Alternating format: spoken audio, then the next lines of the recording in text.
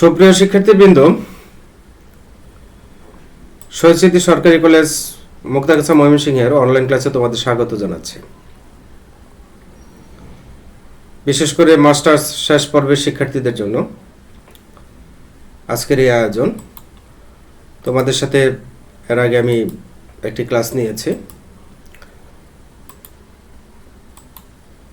এবং সেই ক্লাসে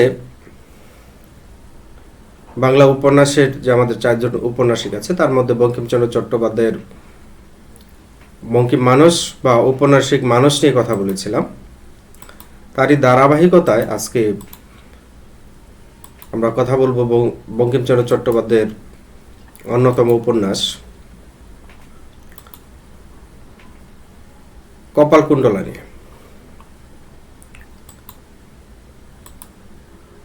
কপালকুণ্ডলা একটা লাইন আছে এরকম, দুইটা লাইন পাই আমরা। তুমি অদম তাই বলে আমি উত্তম হইব না কেন, পথিক তুমি পথ হারাই আছো।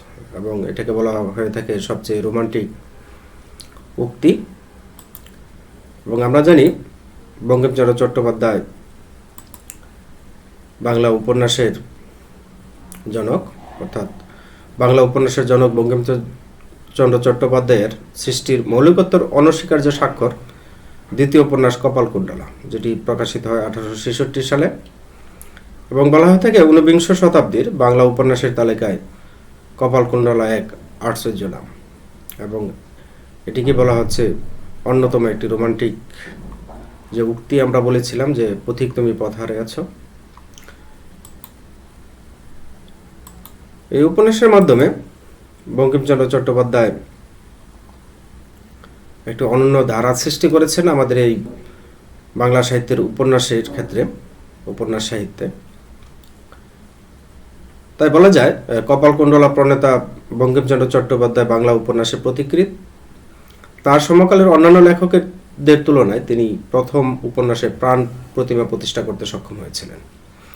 একথা আমরা নির্দ্বিধায় বলতে পারি যে তিনি বাংলা উপন্যাসের জনক এবং বাংলা উপন্যাসের মধ্যে তিনি প্রাণ প্রতিমা প্রতিষ্ঠা করতে সক্ষম হয়েছিলেন।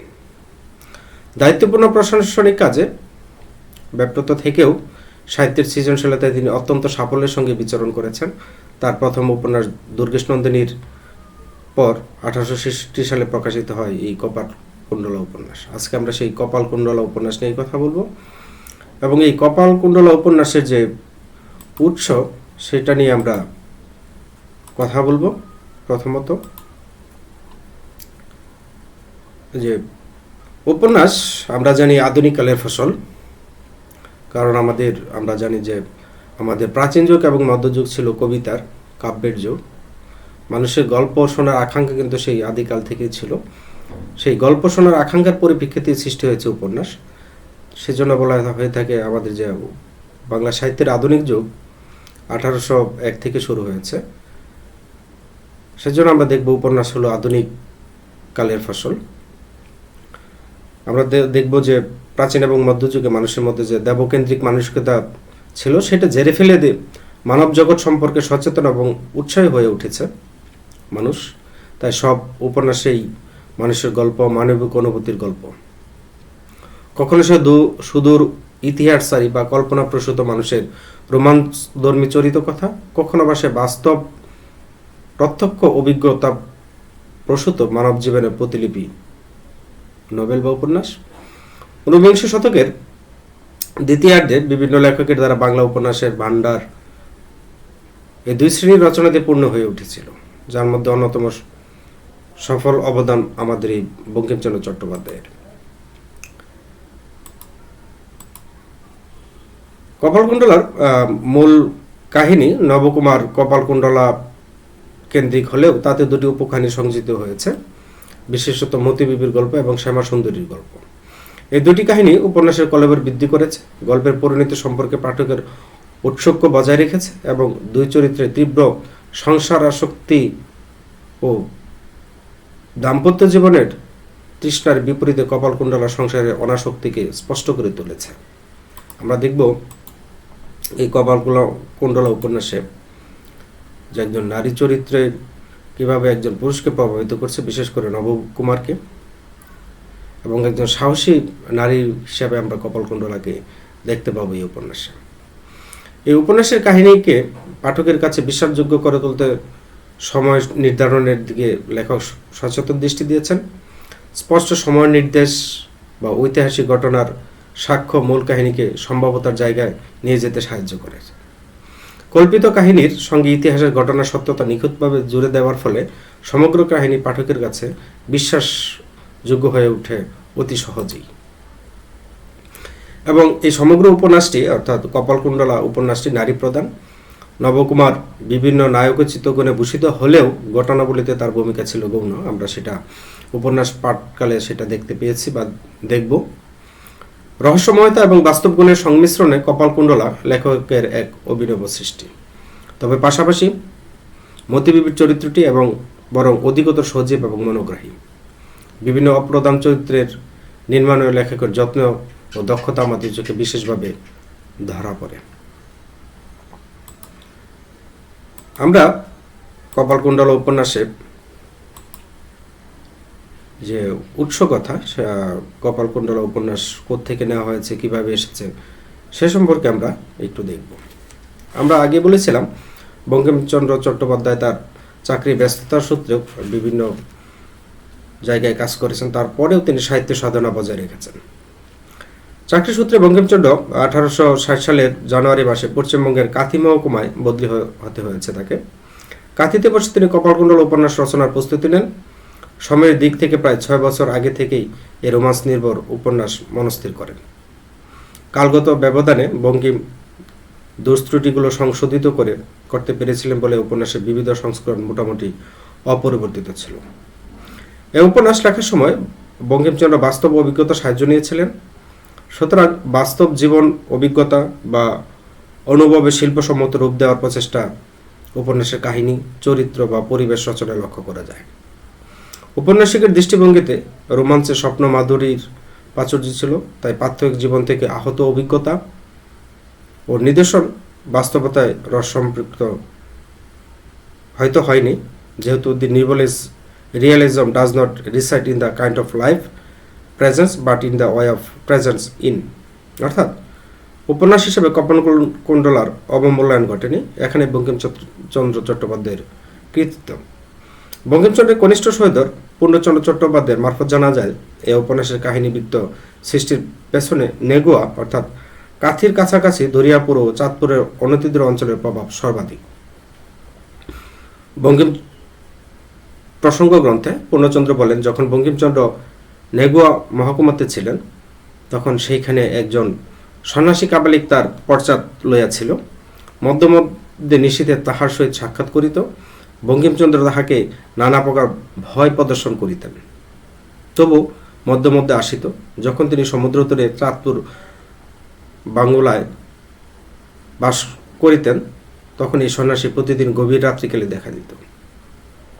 চাঁদপুরের কিছু দূরে সমুদ্র তীরে নিবিড় বন জঙ্গল ছিল। বঙ্কিমচন্দ্রের ধারণা হয়েছিল যে ওই সন্ন্যাসী সমুদ্র তীরে সেই বনে বাস করিত। কিছুদিন পরে বঙ্কিমচন্দ্র খুলনা মহকুমায় বদলি হন। প্রাপ্ত তথ্য থেকে দুটি বিষয় জানা যায়।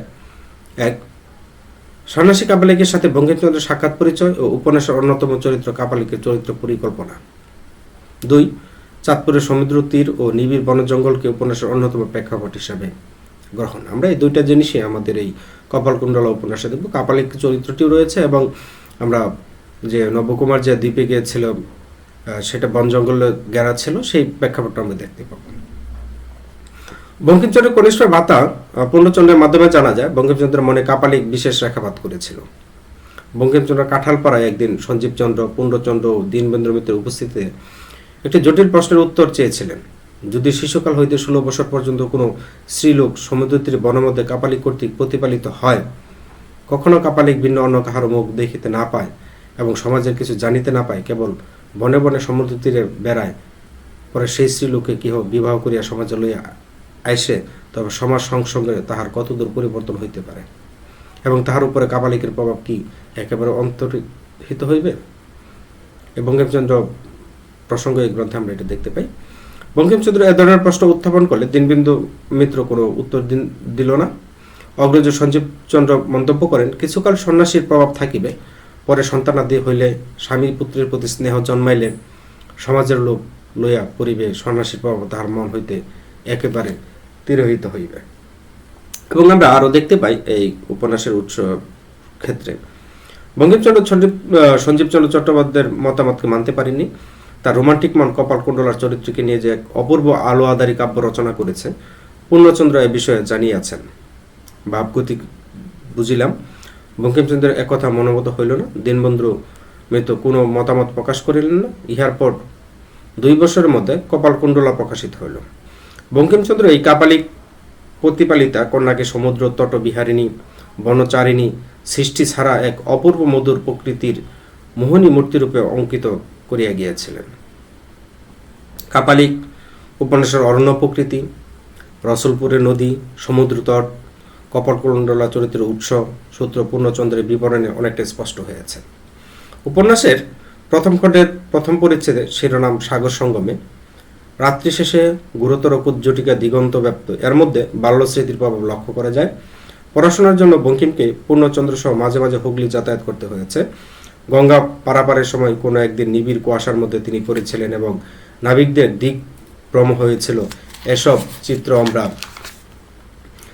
এতে দেখতে পেয়েছি। অর্থাৎ বঙ্কিমচন্দ্র বাল্যকথা অংশে জানিয়েছেন। সুতরাং দেখা যাচ্ছে কুলাসধর্মী ছবি লেখকের মানসপটে গভীরভাবে ছাপ পড়েছে এবং কোনো কোনো সময় শিল্প সৃষ্টির বিশেষ মুহূর্তকে চিরকালীন মহিমায় প্রতিষ্ঠিত করিয়াছেন। উপন্যাসের প্রতিনায়িকা চরিত্র মতিবিবি আক্ষরিক অর্থে ঐতিহাসিক চরিত্র না হলেও ইতিহাসের ভাবধারার সাথে সামঞ্জস্যপূর্ণ এক অপূর্ব নারী চরিত্র। এই উপন্যাসের মতিবিবি চরিত্রটিকে বাস্তব জীবন থেকে সংগৃহীত। লেখকের মতে ইহার চরিত্রের সঙ্গে মতিবিবির কোনো সদৃশ্য নাই বটে, কিন্তু ঘটনার সাদৃশ্য আছে। যাই হোক, আখ্যানে, প্রকৃতি চিত্রণে, উপযুক্ত প্রেক্ষাপট রচনায় কিংবা কাপালিক, কপালকুণ্ডলা, মতিবিবি চরিত্র সৃজনে বঙ্কিম বাস্তব অভিজ্ঞতাকে কাজে লাগিয়েছেন। শিল্প সাফল্যের পেছনে এই বৈচিত্র্যময় অনুভবের অপ্রতিরোধ্য প্রভাব আছে। এই অভিমত অবশ্যই যুক্তিযুক্ত। মাত্র 7-8 বছরের যুবক কীভাবে এই উপন্যাস রচনা করলেন তা ভাবলে বিস্ময় লাগে। এবং আমরা যদি এই উপন্যাসের উৎসকতার আরও কিছু বিষয় দেখি, যে কপালকুণ্ডলা উপন্যাসটি এমনই একটি সৃষ্টি যে বহু সমালোচকের উচ্ছ্বসিত প্রশংসা করেছেন। সেই সময় এবং পরবর্তীকালের অনেক আলোচকে মনে করেন এটাই তার শ্রেষ্ঠ উপন্যাস। এই উপন্যাস যে অন্তত জনপ্রিয় হয়েছিল তা বোঝা যায় বহু ভাষায় এর অনুবাদ দেখে। আমরা দেখব এই কপালকুণ্ডলা উপন্যাসকে বলা হচ্ছে তার অন্যতম একটি জনপ্রিয় উপন্যাস এবং শিল্প সার্থক উপন্যাস, এবং এটার বহুবিধ কারণ আছে। এটা অনেক ভাষায় অনুদিত হয়েছে। ইংরেজিতে অনুবাদ তো বেশ কয়েকবার হয়েছে। তাছাড়া 1886 সালে অধ্যাপক ক্লেম জার্মান ভাষায় এটি অনুবাদ করেন। ভারতীয় ভাষার মধ্যে সংস্কৃত, হিন্দি, গুজরাটি, তামিল, তেলুগু প্রভৃতি ভাষাতেও এর অনুবাদ হয়েছে। এই উপন্যাসের নাট্যরূপ দিয়ে এটি মঞ্চস্থ করেন প্রথম গিরিশচন্দ্র ঘোষ, পরে অন্য নাট্যকার এর নাট্যরূপ দিয়েছেন। এর কাহিনীটি তখন এতই আকর্ষণীয় মনে হয়েছিল যে অপর একজন সাহিত্যিক দামোদর মুখোপাধ্যায় এই উপন্যাস যেখানে শেষ হয়েছে সেইখান থেকে এদের নিয়ে আবার নতুন করে একটা উপন্যাস লিখেছিলেন, নাম মিনময়ী। এ থেকে বুঝতে পারা যায় যে তখনকার সাহিত্যিকরা এই উপন্যাস পড়ে কতটা মুগ্ধ হয়েছিলেন। এই যে সকলে মুগ্ধ হচ্ছেন উপন্যাস পড়ে, সে তো লেখার গুণে বটেই, কিন্তু আর বিষয়টা এমন অভিনব যে ভাবলে অবাক হয়ে যেতে হয়। এমন একটা চিন্তা বঙ্কিমচন্দ্র পেলেন কোথা থেকে? এ বিষয়ে সচেতন নির্ভরযোগ্য সংবাদ পাওয়া যায় বঙ্কিমচন্দ্র অনুজ চন্দ্রোপাধ্যায়ের লেখা বঙ্কিম প্রসঙ্গ গ্রন্থ, যে কথা আমি তোমাদের একটু আগেই বলেছি। এবং পূর্ণচন্দ্রের কথা থেকে জানা যায় যে আসলে এর কাহিনীটা কোথায় ছিল। এবং এই কথা বলেছে যে কাথির অর্থাৎ নেগোয়াতে তিনি বদলি হন এবং তারপর প্রতি রাতে কাপালিক আসতেন এবং সেই কাপালিকের প্রভাব তার এই উপন্যাসে রয়েছে। এবং এখানে আমরা আরেকটা দেখি যে কপালকুণ্ডলা বনে বাস করে এবং তাকে সমাজে নিয়ে আসলে যে প্রভাব হবে সেই প্রভাবটাও আমরা দেখেছি এবং দীনবন্ধুর মৃত্যুর জবাব আমরা এই লক্ষ্য করেছি। অর্থাৎ যে কথা বলেছিলাম যে কপালকুণ্ডলা সমাজে আসলে সে তার কিছু প্রভাব পরিবর্তন হবে, অর্থাৎ বিবাহ হলে সমাজের লোক হয়ে পড়িবে, এরকম একটা আমরা আগেই দেখেছি। এবং এর যে কাহিনী সেইটা আমরা যদি একটু দেখি,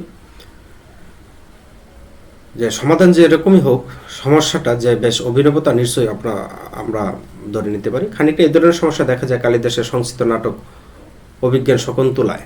সেখানে আশ্রয়ে প্রতিপালিতা শকুন্তলা কর্ণমুনি ও আর আশ্রম বালক ছাড়া অন্য কোনো পুরুষ চোখে দেখেনি। প্রথম দেখলো রাজা দুষ্মন্তকে।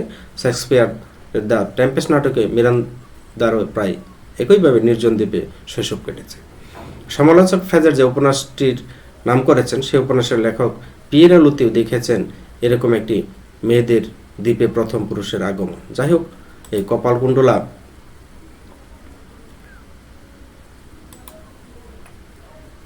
যে বঙ্কিমচন্দ্রের দ্বিতীয় উপন্যাস, তা লেখকের যখন 27 বছর বয়স তখন এটি প্রকাশিত হয়। প্রথম উপন্যাস দুর্গনির বাংলা সাহিত্যে যুগান্তর আনিয়েছিল এবং ওই উপন্যাস বিলাতি রোমাঞ্চের আদর্শ রচিত হলেও ভাবে ভঙ্গিতে ভাষায়ও এটি খাঁটি দেশীয় পাত্রে এক নতুন রস পরিবেশন করিয়াছিল। উহার ঐতিহাসিক আবহাওয়া মুক্ত কাহিনী, নারী ও পুরুষ চরিত্রের পৃথক মহত্ব, আদর্শ চরিত্র সৃষ্টিতে স্বভাবের অনুবর্তিতা এবং অতি গভীর গুরুগম্ভীর কাব্যরসের সহিত হাস্যরস প্রবৃত্তির জন্য এক অভিনব গদ্য কাব্যের কবি রূপে বঙ্কিমচন্দ্র সহসা খ্যাতি লাভ করেছেন। পরবর্তীতে উপন্যাসের খ্যাতি আরও বৃদ্ধি পেয়েছিল। আমরা আরও যদি দেখি দ্বিতীয় উপন্যাসের যে আমরা বলছি কপালকুণ্ডলা, উপন্যাসের ভাবজগৎ আরও বিশেষ অর্থে রোমান্টিক। যে কথা বলেছিলাম আমরা প্রথমে, যে রোমান্টিক উক্তি পথিক তুমি পথায় হারিয়েছ বা মুক্ত স্বাধীন কবি কল্পনার বিশিষ্ট রসে সমঞ্চল। এখানে তিনি নরনারীর সাধারণ ভাগ্য বা চরিত্রকে উচ্চ কল্পনায় মণ্ডিত করে একটি চিত্তাকর্ষক কাহিনী রচনা করেছেন। ইহার ভাব বস্তু উপন্যাসের প্রয়োজনকে ছাড়িয়া গভীরতর রস সৃষ্টির প্রয়াস পেয়েছে। যে বিরাট প্রাকৃতিক শক্তি মানুষের জীবনে অলক্ষ্য বেষ্টন করিয়া তাহাও তিনি দেখিয়াছেন, নির্ধারণ করিয়াছেন। তাহার রহস্য গম্ভীর মহিমা, ভাষার অত্যধিক গাম্ভীর্য এবং ভাবের অত্যধিক লিরিক মূর্ছনায় একে হিব্রু কাব্যের রস সাদৃশ্য দান করিয়াছে। এজন্য কপালকুণ্ডলা বঙ্কিমচন্দ্রের অপর সকল উপন্যাস হইতে স্বতন্ত্র। এজন্য কপালকুণ্ডলার সমালোচনায় একজন পূর্বসূরি প্রতিভাবান কবি সমালোচক এবং অপূর্ব মন্তব্য করেছিলেন এই কপালকুণ্ডলা নিয়ে। কপালকুণ্ডলা প্রতিভার আনন্দমূর্তি। কবি আপনাকে চিনিয়াছে, আপন হৃদয়ের প্রতিভা মূর্তির পরিচয় পেয়েছে, কিন্তু সে তখনও বন্য, অসামাজিক, সামুদ্রিক। নবীনচন্দ্রের যেমন পলাশীর যুদ্ধ, তেমনি বঙ্কিমচন্দ্রের কপালকুণ্ডলা উভয়ের কোনো অর্থ নাই, পারপোস নাই, তবু সুন্দর, অদৃশ্যপূর্ব একক সৌন্দর্য। কপালকুণ্ডলা টেল নহে, উপন্যাস নহে, ইহা গদ্যরীতির কাব্য নাটক, গ্রীক নাটক। শশাঙ্ক মোহন এই উক্তিটি করেছিলেন। অর্থাৎ কপালকুণ্ডলার নিজস্ব বৈশিষ্ট্য, কবিতাকে যে রূপ দিয়েছিলেন তার সেই রূপ পূর্ণ প্রস্ফুটিত হয়েছে।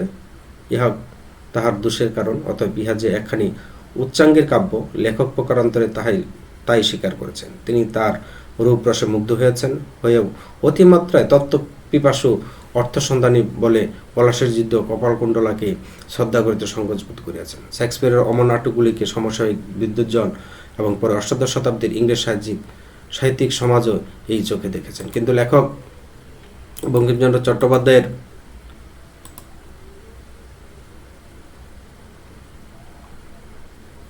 যে বৈশিষ্ট্য, সেটা আমরা এই কপালকুণ্ডলা উপন্যাসে দেখতে পাই। যে রোমান্টিক যে চিন্তা চেতনা, সেটা আমরা দেখতে পাই। আমরা এখন যদি কপালকুণ্ডলা উপন্যাসের কাহিনী সংক্ষেপটা দেখি, তাহলে আমরা বুঝতে পারবো যে আসলে এই উপন্যাসের মধ্যে কি আছে।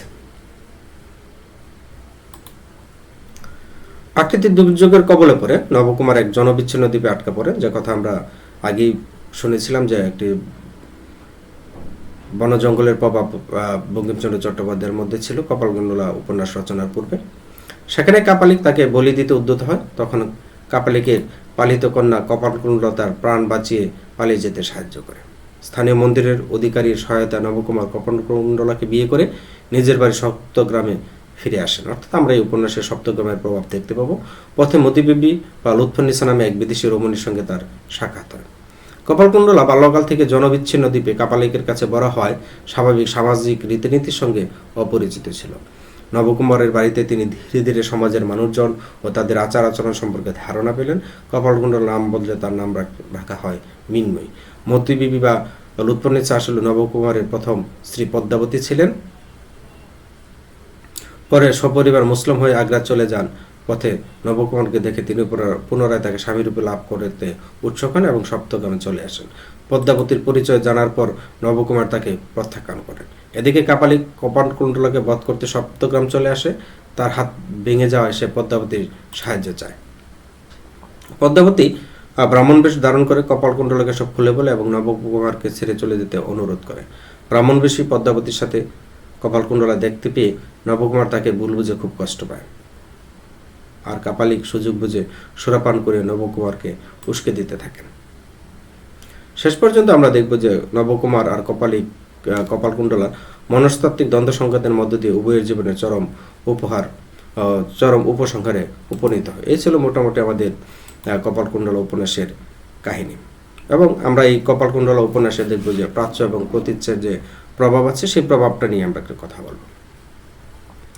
সংস্কৃত ইংরেজি সাহিত্যের একনিষ্ঠ পাঠক বঙ্কিমচন্দ্রের উপন্যাসে প্রাচ্য এবং প্রতীচ্যের প্রভাব থাকা অস্বাভাবিক কোনো বিষয় নয়, কারণ আমরা জানি যে বঙ্কিমচন্দ্র অনেকগুলো ভাষা জানতেন এবং সংস্কৃত এবং ইংরেজি সাহিত্যের একনিষ্ঠ পাঠক হিসেবে ছিলেন। তিনি শুধু প্রাচ্য বা প্রতীচ্য সাহিত্যের পঠন পাঠন সীমাবদ্ধ ছিলেন না, প্রাচ্য এবং প্রতীচ্যের দর্শন, ধর্ম, বিজ্ঞান চেতনার সাথে গভীরভাবে সম্পৃক্ত ছিলেন। এই কারণে প্রশ্ন উঠেছে তার এই উপন্যাসের প্রভাব কতটুকু রয়েছে, কারণ যেহেতু তিনি এগুলো প্রাচ্য এবং প্রতীচ্যের বিষয়ে পড়াশোনা করেছেন, ধর্ম, দর্শন, বিজ্ঞান চেতনা নিয়ে পড়াশোনা করেছেন, তার প্রভাব থাকাটা স্বাভাবিক। বিভিন্ন সাহিত্য দর্শন পঠন পাঠনে প্রেক্ষাপটে তার জীবন দর্শনের প্রকৃত রূপটি অন্বেষণ করলে আমরা এই বিষয়টি দেখতে পাব। প্রখ্যাত সমালোচক ললিত কুমার মুখোপাধ্যায় ইউরোপীয় সাহিত্য এবং গ্রিক সাহিত্যের সাথে কপালকুণ্ডলা উপন্যাসের প্রভাব লক্ষ্য করেছেন। তিনি শকুন্তলা চরিত্রের সাথে কবি হোমারের ওডিসিতে বর্ণিত রাজকুমারীর নচিকেয়ার সাদৃশ্য কথা বলেছেন। শেক্সপিয়ারের মিরান্দা, মিল্টনের ইভ, রায়বরণের হেইডি প্রভৃতি নারী চরিত্রে যে কপালকুণ্ডলা চরিত্র নির্মাণে সহায়তা করেছে সেই বিষয়ে কোনো সন্দেহ নেই।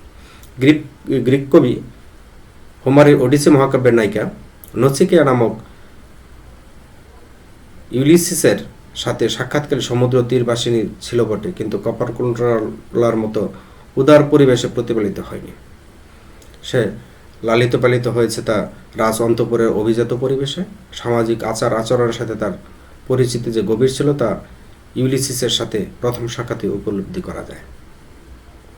মিল্টনের প্যারাডাইস লস্ট এর ইভ চরিত্রটি কপালকুণ্ডলার মতো সরল, কোমল এবং ধর্মপ্রাণ।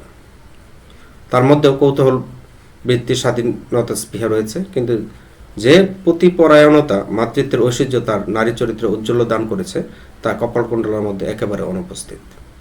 কপালকুণ্ডলা জীবনের দ্বন্দ্বময় মুহূর্তে অন্তরের দিকে তাকিয়ে নবকুমারকে দেখতে পায় না, তাই ইবের মতো কপালকুণ্ডলাও কখনো বলতে পারিনি though to me art all things under heaven all place though. অর্থাৎ বঙ্কিমের জীবনে শেক্সপিয়ারের প্রভাব অপরিসীম। কপালকুণ্ডলা লেখার সময় শেক্সপিয়ার বেশি পড়তেন, লেখকের স্বীকারোক্তিতে বিষয়টি স্পষ্ট হয়। শেক্সপিয়ারের প্রভাব তিনটি দিক থেকে পর্যালোচনা করা যায় বা দেখতে পাই আমরা। প্রথমে দৈব প্রভাব বা বাহ্যিক প্রভাব। অদৃষ্টবাদের সূত্র সন্ধানে শেক্সপিয়ারের কাছে ঋণী হলেও ভারতীয় সাংখ্য দর্শন বা তন্ত্রমন্ত্রের প্রভাবও কম নয়। শেক্সপিয়ারের ওথেলো, হ্যামলেট, ম্যাকবেথ, কিং লিয়র এই চতুর্থ নাটকের চরিত্র ভিত্তিক বা ট্র্যাজেডি অফ ক্যারেক্টার বলে চিহ্নিত হলেও তাদের জীবন ভাগ্যের নেপথ্যে অদৃশ্য দৈব প্রভাব দেখা যায়। কিন্তু কেবল ট্র্যাজেডি, আইরনি অথবা দৈব শক্তির লীলা নয়, শেক্সপিয়ারের বিয়োগান্তক নাটকে চরিত্রকেন্দ্রিক অন্তর্দ্বন্দ্বেরই প্রাধান্য। কপালকুণ্ডলায় অদৃশ্য শক্তির প্রভাব থাকলেও চরিত্রের অন্তর্নিহিত দ্বন্দ্ব সংঘাতের কোনো পরিচয় নেই। প্রকৃতপক্ষে আমরা দেখব কপালকুণ্ডলা চরিত্রের পরিণাম গ্রিক ট্র্যাজেডির মতো সরল গতি প্রবাহে মৃত্যু অভিমুখী হয়েছে এবং সে মৃত্যু দৈব শক্তির ইচ্ছার ফল। অর্থাৎ আমরা ট্র্যাজেডি যদি দেখে নিয়ে কিছু আছে যাদের কর্মের কারণে ট্র্যাজেডি, আর কিছু আছে ভাগ্যে লিখিত অর্থাৎ পূর্ব নির্ধারিত ট্র্যাজেডি। দ্বিতীয়ত, কপালকুণ্ডলা চরিত্রের সাথে শেক্সপিয়ারের সর্বশেষ নাটক টেম্পেস্ট নাটকের মিরান্দার চরিত্রের সাথে সাদৃশ্য আছে কিনা তা দেখা যায়, আমরা একটু আলোচনা করলে বুঝতে পারবো। উভয় প্রাকৃতিক পরিবেশে বেড়ে উঠেছে, উভয়ের মধ্যে রয়েছে সারল্য, করুণা, কৌতূহল, পরায়ণতা। উভয়ই নিজের পছন্দ মতো মানুষের সাথে সম্পর্ক গড়ে নিয়েছে, কিন্তু তাহলেও তাদের মধ্যে প্রভেদ রয়েছে। কপালকুণ্ডলা অন্য দেশে দুজন ব্যক্তির সঙ্গ পেয়েছিল একজন হৃদয়হীন কাপালিক, অন্যজন স্নেহপ্রবণ অধিকারী। কপালকুণ্ডলা কারো কাছে সামাজিক শিক্ষা লাভ করতে পারেনি, আর মিরান্দার পিতা পম্পেরোর সংসর্গ থেকে সামাজিক সংসার নিজের মধ্যে গ্রহণ করেছেন অনেকখানি। এদিক থেকে বিচার করলে কপালকুণ্ডলার মতো প্রকৃতি দুহিতা, আর মিরান্দা প্রকৃতি ও সমাজ সংসারের যুগ্ম উপাদানে গঠিত। দিক বিদিক শূন্য নবকুমারকে প্রথম দেখে কপালকুণ্ডলার মনে বিস্ময়ের সাথে জেগেছিল করুণার ভাব, আর মিরান্দা নারী হৃদয়ে ঝঞ্ঝাকৃষ্ট ফার্দিনান্দকে দেখে এই দুটো স্বতঃস্ফূর্ত ভাব বৃত্তির সাথে ওতপ্রোতভাবে বিজড়িত ছিল প্রেমানুভূতি। কপালকুণ্ডলা প্রেম সম্পর্কে উদাসীন, বিবাহের নামে অপরিচয় বিস্ময়ে চমকে ওঠে। অধিকারীর নির্দেশে নবকুমার গ্রহণ করে। দুজন চরিত্রের রোমান্টিকতা আছে, কিন্তু কপালকুণ্ডলার মধ্যে যে আধ্যাত্মিকতার অনুরঞ্জন আছে তা মিরান্দার মধ্যে ছিটে ফোটা নেই।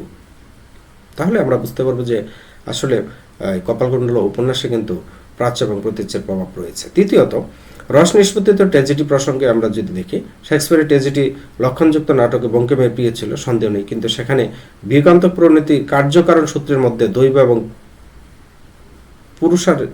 পুরুষের সংঘাত কপালকুণ্ডলার অনুপস্থিত। শেক্সপিয়ারের ট্র্যাজেডি গভীর চরিত্র অন্তর্দ্বন্দ্ব বিয়োগান্তক পরিণতির কারণ হলে বঙ্কিম তাকে গ্রহণ করেনি। শেক্সপিয়ারের দৈব বা গ্রিক ট্র্যাজেডির নীতিবাদে দুই ভাবনায় মিলিত রূপী কপালকুণ্ডলায় বিয়োগান্তক পরিণতি চিত্রিত হয়েছে। আমরা দেখব যে গ্রিক ট্র্যাজেডি অর্থাৎ নিয়তিবাদ এবং শেক্সপিয়ারের যে দৈব, এই দুইটা রূপে আমরা এই কপালকুণ্ডলা উপন্যাসে দেখতে পাই। সংস্কৃত ভাষায় সুপণ্ডিত বঙ্কিমচন্দ্র চট্টোপাধ্যায় কপালকুণ্ডলা উপন্যাস রচনার পূর্ববর্তী সময়ে ভারতীয় কাব্য দর্শন গভীরভাবে পঠন পাঠন করেছিলেন এবং কপালকুণ্ডলায় তার কিছু প্রভাব দেখতে পাই। ভবভূতির মালতী মাধব নাটক থেকে কপালকুণ্ডলা নামটি গ্রহণ করেছিলেন। তবে ভবভূতি নাটকের সাথে বঙ্কিমের রচনার অমিলই বেশি। স্বভাবধর্মে সে প্রতিহিংসাপরায়ণ, ক্রূর আক্রোশে সে যে কোনো হীনকর্ম দ্বিধাগ্রস্ত নয়, কিন্তু বঙ্কিমের কপালকুণ্ডলা স্নেহ করুণা প্রতিমূর্তি হিসেবে আমরা দেখতে পাই।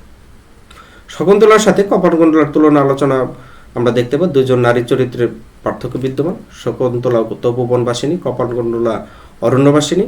প্রকৃতির সাথে উভয়ের ঘনিষ্ঠ পরিচয় রয়েছে, কিন্তু একজন অনুশ্রয়া, প্রিয়ংবদা, তপস্বিনী, গৌতমী প্রভৃতি নারীর সঙ্গে যেমন লাভ করেছে, তেমনি ঋষি কর্ণমুনির স্নেহ সাহচর্য এবং তার সাথে তার মনে সমাজ সম্পর্কে সংসার দিয়েছে। তৎকালীন তপোবন লোকালয়ের বাইরে থাকলেও সামাজিক রীতিনীতি হতে সম্পূর্ণ বিযুক্ত ছিল না। তবে কপালকুণ্ডলার মনে সমাজ সংসারের ছোঁয়া লাগতে পারেনি।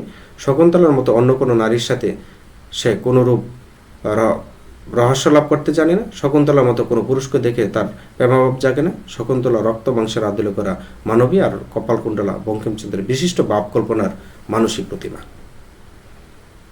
এবং এ থেকে আমরা দেখতে পাই যে পাশ্চাত্য এবং প্রাচ্য সাহিত্যিক নারী চরিত্রের সাথে কপালকুণ্ডলার চারিত্রিক বৈশিষ্ট্য বিদ্যমান। কপালকুণ্ডলা বঙ্কিম মানুষের কল্পলোকবাসিনী। সে অনিবার্য নিয়তি লীলার মধ্যে বঙ্কিমচন্দ্র কপালকুণ্ডলাকে টেনে এনেছেন এবং যে দ্বন্দ্ব সংঘাতের মধ্য দিয়ে তার জীবনে বিয়োগান্তক পরিণতি ঘটিয়েছেন তা তার দুর্বল এবং কবি দৃষ্টির অনন্য সৃষ্টি, তার ভাবকল্পনার অপরূপ ফসল। এই চরিত্রে বঙ্কিমচন্দ্র যে প্রকৃতিবাদ আরোপ করেছেন তাও যেন পুরোপুরি ইউরোপীয় প্রকৃতিবাদ নয়, তা আমরা দেখেছি। তার নিয়তির ভাবাদর্শ এবং ইউরোপীয় অন্ধ নিয়তিবাদ মাত্র নয়, এর মধ্যে আধ্যাত্মিকতার স্পর্শ রয়েছে। অর্থাৎ প্রাচ্য প্রতীচ্য থেকে তিনি ঋণ গ্রহণ করেছেন। কপালকুণ্ডলার মধ্যে প্রকৃত প্রাণ স্পন্দন দিয়েছেন তার মৌলিক কবি প্রতিভা। ভবভূতির কাছ থেকে তিনি শুধু কপালকুণ্ডলা নামটুকু গ্রহণ করেছেন, আর কিছু নয়। কপালকুণ্ডলা বঙ্কিমচন্দ্রের কাব্য ভাবনার একটি অক্ষয় ভাবময়ী নারী।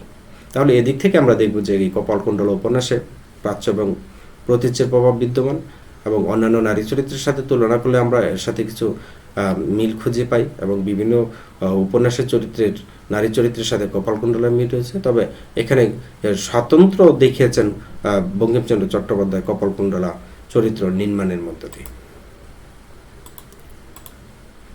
তাহলে তোমাদেরকে সকলকে ধন্যবাদ এতক্ষণ সাথে থাকার জন্য। আমরা পরবর্তী ক্লাসেও এই কপালকুণ্ডলা উপন্যাসের গঠনশৈলী নিয়ে কথা বলবো বা গঠন বৃত্ত নিয়ে কথা বলবো। সে পর্যন্ত ভালো থেকো, সুস্থ থেকো। আবার দেখা হবে পরবর্তী ক্লাসে। ধন্যবাদ সকলকে।